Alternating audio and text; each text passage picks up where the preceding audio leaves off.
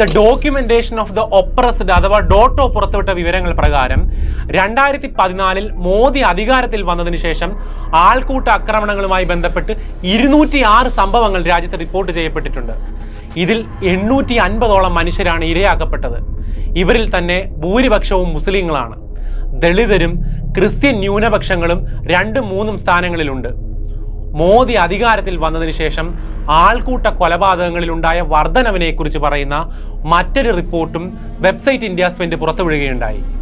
ഇറച്ചിയുടെ പേരിൽ, ഭക്ഷണത്തിൻ്റെ പേരിൽ വെള്ളം കോരി കുടിച്ചതിന്, മുസ്ലിമും ദളിതുമൊക്കെ ആയിപ്പോയതിന്, ജയ് ശ്രീരാം വിളിപ്പിക്കാൻ വേണ്ടി, രാജ്യസ്നേഹം തെളിയിക്കാൻ വേണ്ടി, എന്തിന് ആരോ കരുതിക്കൂട്ടി അയച്ച ഫേക്ക് മെസ്സേജിന്റെ പേരിൽ പോലും ആൾക്കൂട്ടങ്ങൾ മനുഷ്യരെ ഇങ്ങനെ അടിച്ചു കൊന്നു. കൊല ചെയ്യപ്പെട്ട എത്രയധികം നിരപരാധികൾ, ആശ്രിതരും കുടുംബവുമുള്ള ദാരിദ്ര്യരേഖയ്ക്ക് പിന്നിലായ സാമൂഹികവും വിദ്യാഭ്യാസപരവുമായി പിന്നോക്കം നിൽക്കുന്ന മതന്യൂനപക്ഷത്തിൽപ്പെടുന്ന മനുഷ്യരെയാണ് ഈ ആൾക്കൂട്ടം കൊലപ്പെടുത്തിയത്. ഈ ആൾക്കൂട്ടത്തിന് കൃത്യമായ മനഃശാസ്ത്രമുണ്ട്.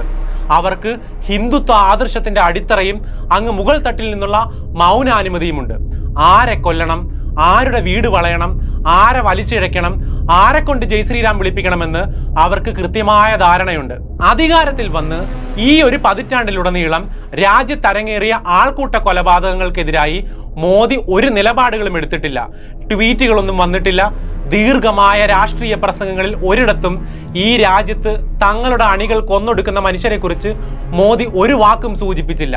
ആൾക്കൂട്ട കൊലയെ തടയാൻ മൃഗീയ ഭൂരിപക്ഷമുള്ള മോദിയുടെ പാർലമെന്റോ BJPയുടെ സംസ്ഥാന സർക്കാരുകളോ ഒരു നിയമങ്ങളും ഭേദഗതികളും പ്രാബല്യത്തിൽ കൊണ്ടുവന്നില്ല.